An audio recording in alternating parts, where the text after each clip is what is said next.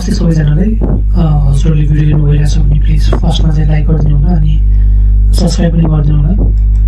आज चाहिँ हामी यो भिडियोमा चाहिँ फाइनेन्सको जुन सोल्युसन पेपर छ त्यसलाई चाहिँ क्वेसनलाई सोल्युसन त हाम्रो यहाँ गरेछ तर सोल्युसनलाई कसरी गरेछ होइन क्वेसनलाई हामी ब्रेकडाउन गर्ने गर्छौँ हामी ब्रेकडाउन गर्छौँ यो भिडियोमा चाहिँ अनि क्वेसनको प्याटर्नलाई चाहिँ हामी बुझ्छौँ मजाले।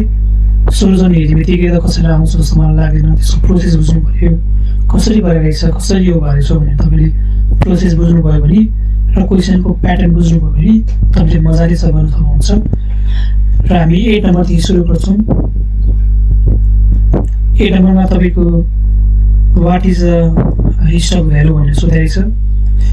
What is the stock value भनेको तपाईँको P0 निकाल भनेको हो होइन। यसको what is the stock value भनेको तपाईँको P0 निकाल भनेको हो। तपाईँको यहाँ 10% एनुअल डिभिडेन्ड भनेर रहेछ। एनुअल डिभिडेन्ड तपाईँको पर्सेन्टेजमा दिएको रहेछ। अनि करेन्ट यिल्ड भनेको तपाईँको कस्ट अफ प्रिफरेन्स स्टक दिएको रहेछ, तपाईँको 8% दिएको रहेछ। अनि तपाईँको पार भ्यालु 1000 दिएको रहेछ। पार भ्यालु 1000 दिएको रहेछ तपाईँको। अब हामीले यो डिभिडेन्ड पर्सेन्टमा दिएको छ भनेपछि हामीले एमाउन्टमा लानु पऱ्यो। अब एमाउन्टमा लानुको लागि पार भ्यालुसँग हामीले डिभिडेन्डको पर्सेन्टेजलाई इन्टु गऱ्यो भने हाम्रो एमाउन्ट निस्किन्छ। अब भ्यालु अफ स्टक भनेर तपाईँको डिपिएसलाई केपिएस यो फर्मुला तपाईँले यहाँ गर्नै भनिन्छ। त्यसपछि तपाईँको 9 नम्बरमा छ स्टक भ्यालुएसनबाट दिएको रहेछ question. Dividend to pay dividend of RS at the end of the year भनेर छ। Dividend at the end of 1 year भनेको तपाईँको यो D1 भने हो। D1 हाम्रो 12 दिएको छ। त्यसपछि रिक्वायर्ड रेट अफ रिटर्न भनेर तपाईँको केस दिएको हो। यहाँ केस 11% दिएको छ भनेको 0.11 भयो। अनि ग्रोथ रेट तपाईँको 5% दिएको रहेछ। के निकाल भनेर चाहिँ तपाईँको what will the stock value भनेर सोधेको रहेछ। स्टक भ्यालु कति हो भनेर निकाल्यो भनेर चाहिँ स्टक प्राइस कति हो भनेर निकाल्यो भनेर चाहिँ यो भनेको तपाईँको P0 निकाल भने हो। इन्स्ट्रेसिङ भ्यालु अथवा स्टक प्राइस सेलिङ प्राइस भनेको तपाईँको P0 हो भनेर मानौँ ल। यो सबै कमन टर्म भन्छ यसलाई होइन। कमन टर्म तपाईँले जोगिन सक्छ। र यो स्टक भ्यालुएसनको सेकेन्ड कन्डिसन बनाउन हो जहाँ चाहिँ एउटा मात्रै तपाईँको क्वेसनमा कोथ्री दिन्छ त्यस्तो कन्डिसन तपाईँले यसरी गर्नुपर्ने हुन्छ। T1 दिएको छ, KS पनि दिएको छ, G1 दिएको छ। त्यसपछि यो चाहिँ टाइम भ्यालु अफ मनीको चाहिँ लोन एमोर्टाइजेसन सेड्युलको क्वेसन हो। यसमा तपाईँको यहाँनिर लेन्ड ड्यू आरएस लेन्ड भनेको छ। लेन्ड भनेको तपाईँको लोन एमाउन्ट। यो लेन्ड अथवा यसलाई लोन एमाउन्ट भनेको क्वेसन दिन सक्छ, त्यसलाई हामी लोन एमाउन्ट भन्छौँ। त्यसपछि लोन चाहिँ 5 वर्षमा फुल्ली एमोर्टाइज हुन्छ भनेको छ। टाइम पिरियड तपाईँको 5 इयर दिएको रहेछ। इन्ट्रेस्ट रेट तपाईँको 12% दिएको रहेछ per annum. What will be the annual instalment. Annual instalment भनेको PMT निकाल भनेको PMT निकाल भनेर रहेछ। यो PMT को फर्मुला भनेको loan amount by PVIFA। PVIFA I comma n हो। आई भनेको तपाईँको 12% दिएको छ। त्यसपछि यन भनेको तपाईँको यो यन भनेको 5 इयर दिएको छ यहाँनिर। त्यसपछि अब हामी क्वेसन नम्बर 3 छोड्छौँ हामी 3लाई। त्यसपछि क्वेसन नम्बर 15 गर्छौँ। 15 को यहाँ के भनेको छ भने द्याट पेड भनेको छ। द्याट पेड डिभिडेन्ड भनेको छ। यो द्याट पेड डिभिडेन्ड भनेको तपाईँको D0 भनेको लास्ट इयर डिभिडेन्ड अथवा करेन्ट डिभिडेन्ड जस्ट पेड भन्यो भने त्यो हाम्रो डिभिडेन्ड त्यो हाम्रो D0 दिएको भनेर बुझ्नु होला। D0 दिएको छ। ग्रोथ रेट पनि दिएको रहेछ यहाँनिर 5%। तपाईँको यहाँनिर डिभिडेन्ड स्ट्रिम निकाल भनेको छ 3 वर्षको लागि। 3 वर्षको लागि डिभिडेन्ड स्ट्रिम हामी निकाल्छौँ। हामीले यसरी निकाल्छौँ डिभिडेन्ड स्ट्रिम हामीले 3 वर्षको D1 D2 D3 निकाल्छौँ हामीले। र यसरी हामी भ्यालु निकाल्छौँ। D1 भनेको तपाईँको D0 ओपन D0 ब्राकेटमा 1 + 0 छ। D2 भनेको तपाईँको D0 ब्राकेटमा 1 + 0 पावर 2 रहेछ। D3 भनेको तपाईँको D0 ब्राकेटमा 1 + c को पावर 3 रहेछ। यहाँ 3 भएर यहाँ 2 यहाँ 3 भएर यहाँनिर 3 भएको। यो D2 भन्थ्यो यहाँ T को तल 2 भएर यहाँ पावर 2 गएको भनेर बुझ्नु होला। यसरी यसरी बुझ्नुभयो भने चाहिँ तपाईँले चार्ट बुझ्नुहुन्छ जस्तो लाग्छ मलाई। त्यसपछि यहाँनिर what is the current stock price भनेर सोधेको छ। अब यसको यो डिभिडेन्डको करेन्ट स्टक प्राइस कति हो भनेर निकाल भनेको हामीलाई। यो डिभिडेन्डको मात्रै स्टक प्राइस कसरी निकाल्छ भने P0 equal to D1 by A1 plus K को पावरमा A1 D2 को पावरमा D2 अनि ब्र्याकेटमा तल डिभाइड बाई 1 प्लस K को पावरमा 2 D3 1 प्लस K को पावरमा 3 यसरी हामी निकाल्छौँ। यसरी भ्यालु पुट गरेर हामीले यसरी निकाल्छौँ P0।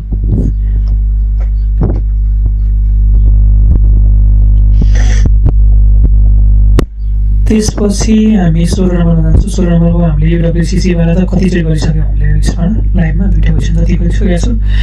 अब 2टा क्वेसन गरिसकेपछि मैले यसलाई भन्नुपर्छ जस्तो लाग्दैन, मजाले बुझ्नुभयो होला तपाईँले। त्यही पनि यहाँ सोल्युसन हेरिराख्नु न एउटा।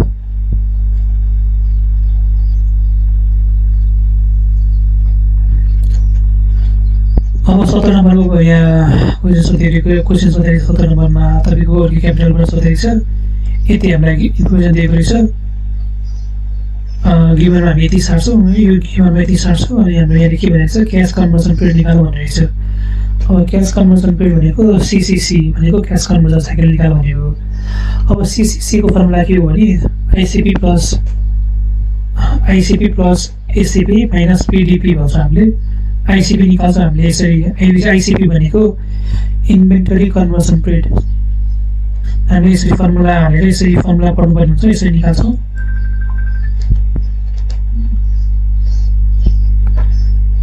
त्यसपछि PDP हामीले यसरी निकाल्छौँ। PDP भनेको एकाउन्ट पेएबल पिरियड भयो, अथवा हामीले यसलाई पेएबल कन्भर्सन पिरियड पनि भन्छौँ। त्यसपछि RCP भनेको रिसिभेबल कन्भर्सन पिरियड भन्छौँ। CC को फर्मुला के रहेछ ICP plus RCP minus PDP रहेछ। एकदमै इजी क्वेसन हो यो। फर्मुला चाहिँ तपाईँले पढ्नुपर्ने हुन्छ यसको, यसरी यो निकाल्ने फर्मुला यो।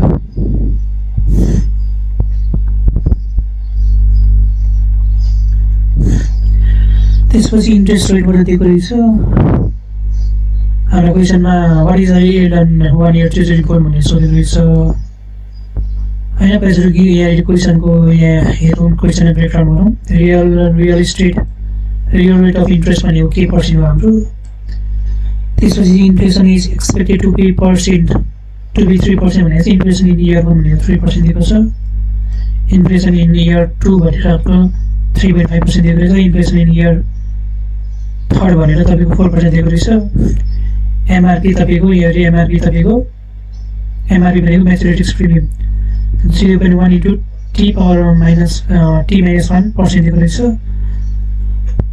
अनि लिक्विड प्रिमियम रिस्क तपाईँको यहाँ 3 वर्षको सेक्युरिटीको ल्याएको छ। फेरि यो 0.25% दिएको रहेछ।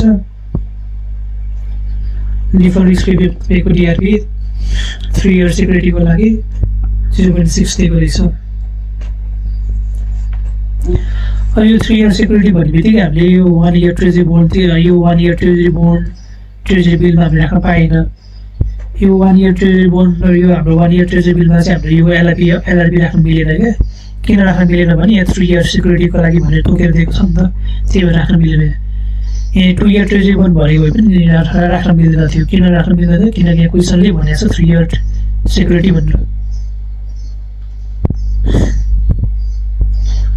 अब यो रियल के पर्सेन्ट पनि दिएको छ हामीलाई। I1 पनि दिएको छ, I2 पनि दिएको छ, I3 पनि दिएको छ, MRP दिएको छ, LRP पनि दिएको छ, DRP पनि दिएको छ।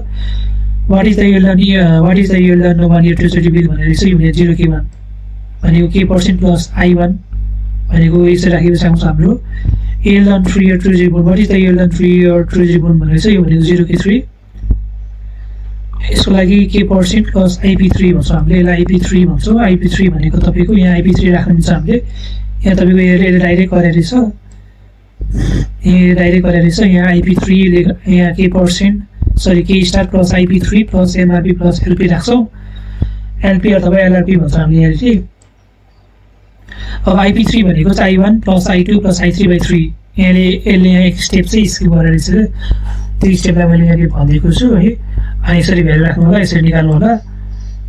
त्यसपछि तपाईँको what is the yield on 3 year treasury bond, यहाँ कर्पोरेट बोन्ड भनेको रहेछ, यहाँ ट्रेजरी बोन्ड भनेको रहेछ। अब यो ट्रेजरी बोन्ड र कर्पोरेट बोन्डमा के फरक छ भने ट्रेजरी बोन्ड भनेको चाहिँ गभर्मेन्टको बोन्ड भयो जसमा चाहिँ कुनै पनि रिस्क प्रिमियम लाग्दैन। यो डिफल्ट रिस्क प्रिमियम लाग्दैन। यो डिफल्ट रिस्क प्रिमियम भनेको चाहिँ तपाईँले लगानी गर्ने बित्तिकै तपाईँको यो हामीले सरकारीतिर सरकारी कुनै पनि सिक्युरिटीतिर लगानी गर्दा तपाईँको त्यति रिस्क हुन नि त होइन, किनकि सरकारले त्यो पे गर्ने कुरा हो नि त। यदि रिस्क भयो भने सरकारले हामीलाई कम्पनसेट गरेर हुन्छ, सरकारी कम्पनीमा हामीले यदि इन्भेस्टमेन्ट गऱ्यो भने। यो कर्पोरेट बोन्ड भनेको चाहिँ कम्पनीको बोन्ड जो चाहिँ प्राइभेट कम्पनीहरूको बोन्ड, हामीले एकचोटि इन्भेस्टमेन्ट गऱ्यो भने के हुन्छ एकदम धेरै रिस्क हुन्छ यसमा होइन। अब कर्पोरेट बोन्डतिर कम्पनी बोन्डतिर हामीले इन्भेस्ट गऱ्यो भने के हुन्छ, हामीले इन्भेस्ट गर्ने बित्तिकै त्यसमा रिस्क सुरु भइहाल्छ। त्यही भएर कर्पोरेट बोन्डमा हामीले डिआरपी थप्नुपर्छ, हामीले डिआरपी भनेर हामीले एड गर्नुपर्छ, एउटा थप्नुपर्छ यसरी। अरू कुरा सबै सेम हो, यो प्लस डिआरपी थप्यो हामीले। त्यसपछि छ डिसेम्बरमा एजुम द्याट इज यो चाहिँ हाम्रो टाइम हेरेर मनीको क्वेसन रहेछ। अब म यो क्वेसनलाई गर्छु, त्यसपछि यो एपिसोडलाई यो सेसनलाई इन्ड गर्छु, त्यसपछि म बेला लाइभमा आउँछु है। लाइभमा आएर मजाले क्वेसनहरू सल्भ गर्छु, मैले मजाले सल्भ गर्छु र क्वेसनलाई ब्रेकडाउन गर्छु, मजाले प्रोसेस बुझाउँछु। यो 20 नम्बरमा के भनेछ हामीलाई, 20 नम्बरमा अहिले चाहिँ 2017 भनेर चाहिँ भनेको रहेछ, अनि 2021मा चाहिँ मलाई 1000 रुपियाँ चाहिन्छ भनेर भनेको रहेछ यहाँनिर। अनि यो ब्याङ्कको इन्ट्रेस्ट रेट तपाईँको के रहेछ एनुअली 8% रहेछ यहाँनिर। 2021मा 1000 को लागि मैले 2023मा अथवा 2028मा कति डिपोजिट गर्नुपर्छ भनेर यस्तै क्वेसन सोध्छ के तपाईँको यस्तो क्वेसनमा चाहिँ। एनामा के सोधेको रहेछ भने एनामा ठ्याक्कै सोधेको रहेछ तपाईँको how much must deposit on January 1, 2018। 2028मा तपाईँले कति डिपोजिट गर्नुभयो, 2028मा तपाईँले कति डिपोजिट गर्नुभयो भने 2021मा गएर तपाईँसँग 1000 रुपियाँ हुन्छ भनेर सोधेको छ क्वेसनमा। अब यहाँनिर एउटा ड्रइङ एउटा यहाँनिर प्याटर्न, यहाँ चाहिँ एउटा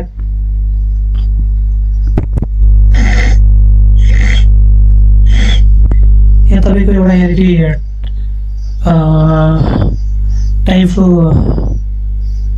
यहाँ एउटा बनाएको रहेछ, स्केच बनाएको रहेछ। म यसबाटै डिफाइन गर्ने ट्राई गर्छु है। यसबाट नै तपाईँको 2027 भनेको तपाईँको अहिलेको 0 इयर भयो होइन। यो 2028को यहाँनिर 2030 छ, 2030 छ, 2021 छ होइन।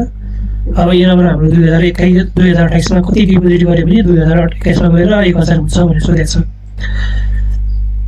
अब यो 1000मा भनेको हाम्रो यो फ्युचर भ्यालु हो किन फ्युचर भ्यालु भयो भने हाम्रो 2021मा गएपछि कति 2021मा गएपछि 2021 भनेको त यो हाम्रो फ्युचर भ्यालु भयो, यो हाम्रो प्रेजेन्ट भ्यालु भयो होइन। तर क्वेसनमा हाम्रो 2021मा कति हुन्छ भनेर सोधेको छ। यो 2021 अहिलेको लागि हाम्रो के भयो, प्रेजेन्ट भ्यालु भयो।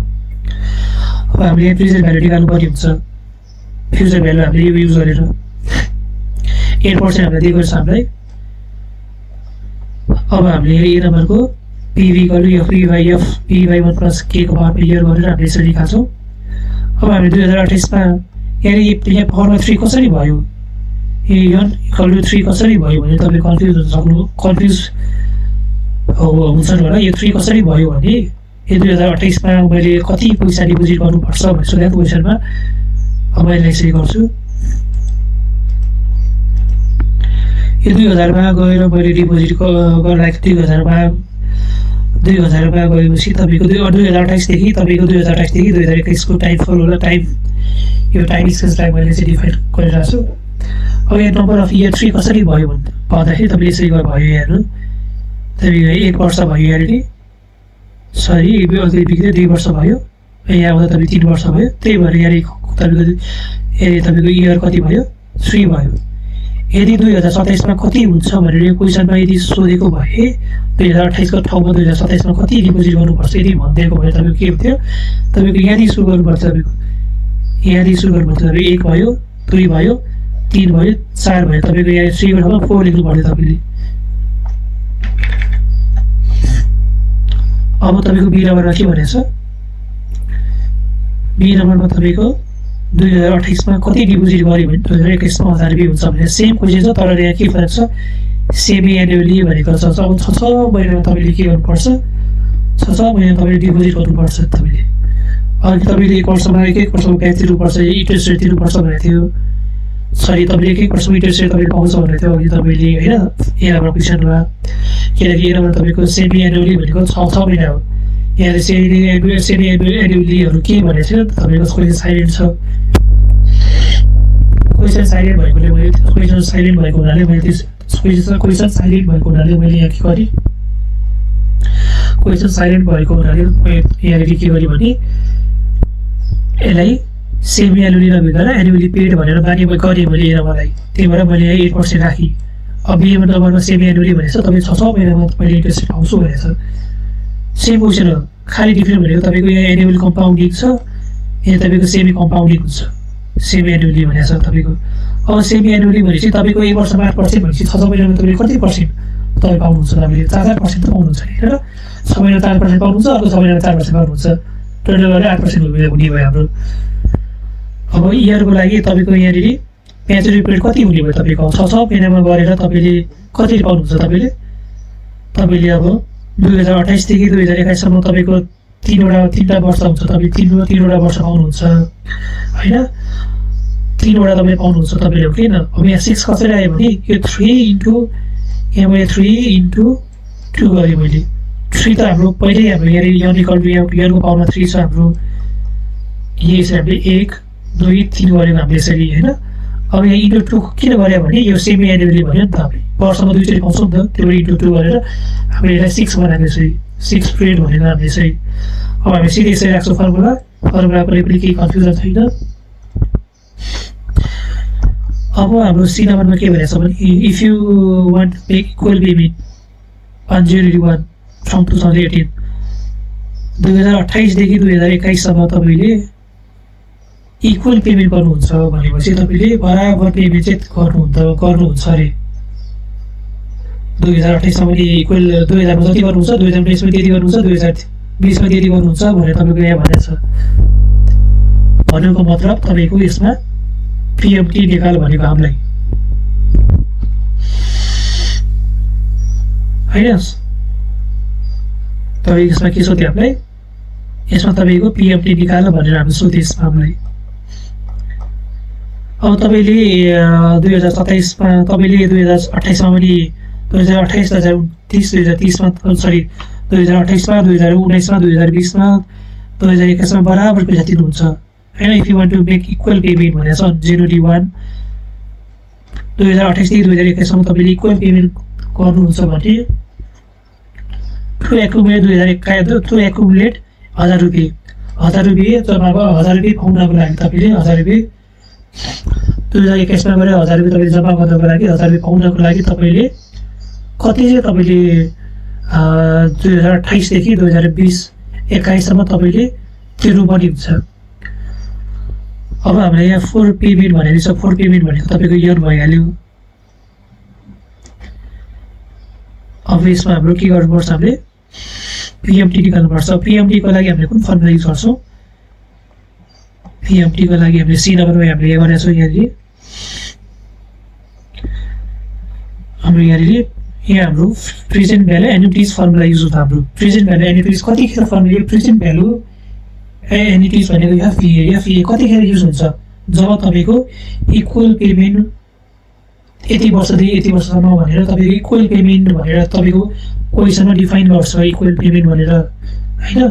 फ्युचर भ्यालु यति रुपियाँ जम्मा गर्नको लागि तपाईँको इक्वल पेमेन्ट यति वर्षदेखि यति वर्षसम्मको लागि इक्वल पेमेन्ट भनेर तपाईँको क्वेसनमा भन्छ भने त्यो तपाईँको फ्युचर भ्यालु एन्युटिज भनेको हो भनेर बुझ्नु होला तपाईँले। फ्युचर भ्यालु एन्युटिजको फर्मुला तपाईँको पिएमटी इन्टु पिभिआइएफए रहेछ। तपाईँले यो फर्मुला तपाईँले रट्नुपर्ने हुन्छ पढ्नुपर्ने हुन्छ। अब हाम्रो फ्युचर भ्यालु एन्युटी हाम्रो 1000 रुपियाँ छ एफपिए हाम्रो 1000 रुपियाँ दिएको छैन। टु एक्युमुलेट हाम्रो यहाँनिर टु एक्युमुलेट 1000 भनेको छ कि क्वेसनमा यहाँनिर 1000 भनेको छ टु एक्युमुलेट यो भनेको तपाईँको फ्युचर भ्यालिडिटिज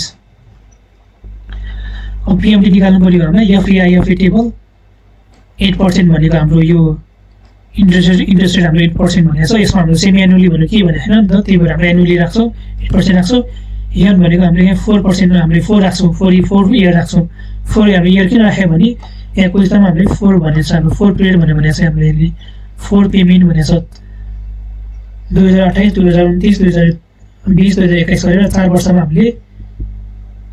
हामीले एमाउन्ट तिर्छौँ भनेको छौँ हामीले 4 वर्षमा इक्वल पेमेन्ट तिर्छौँ भनेको छ हामीले 4 वर्षमा त्यही भएर हामीले 4 राख्यो हामीले यहाँनिर त्यही हामीलाई क्वेसनमा दिएको छ 4 पेमेन्ट भनेर त्यही भएर 4 राख्यो हामीले यसरी निकाल्छौँ अब त्यसपछि डी नम्बरमा सोधाइछ इफ एफआरएस 715 यदि मसँग 2028 मा 750 छ भने what interest rate compound annually would have you on to have necessary to RS 1000 annually यदि मसँग 2028 मा 750 रुपैयाँ छ र 2021 मा मसँग 1000 रुपैयाँ छ भने हाम्रो इन्ट्रेस्ट रेट चाहिँ कति हुन्छ निकाल भनेछ अब हामीले यसमा यो interest rate what interest rate भन्यो भने आई निकाल भनेको अब यसको फर्मुला हाम्रो के छ यहाँनिर यसको फर्मुला भनेको हाम्रो interest rate formula FP upon PV को पावरमा 1/n रहेछ यो फर्मुला तपाईँले याद गर्नुपर्छ कतिले याद गर्ने जब तपाईँको प्रेजेन्ट भ्यालु पनि दिन्छ फ्युचर भ्यालु पनि दिन्छ अनि हामीले इन्ट्रेस्ट रेट निकाल भन्यो भने यो फर्मुला युज गर्ने यो फर्मुलाको प्याटर्न चाहिँ मजाले बुझ्नु होला र यति भन्दै म आजको एपिसोडमा यही इन्ड गर्छु लाइभमा चाहिँ म अरू क्वेसनहरू पनि मजाले सल्भ गर्छु बुझ्नु भएको छैन भनेर नबुझेको क्वेसन चाहिँ तपाईँले कमेन्टमा मलाई यो क्वेसनमा गएर मैले यो के गर्नुभएको बुझ्नु भएन भने तपाईँले कमेन्टमा गर्नु होला म त्यस अनुसार फेरि बुझाउँछु म त्यसलाई यति भन्दै म आज यहाँबाट इन्ड हुन चाहन्छु thank you so much for watching guys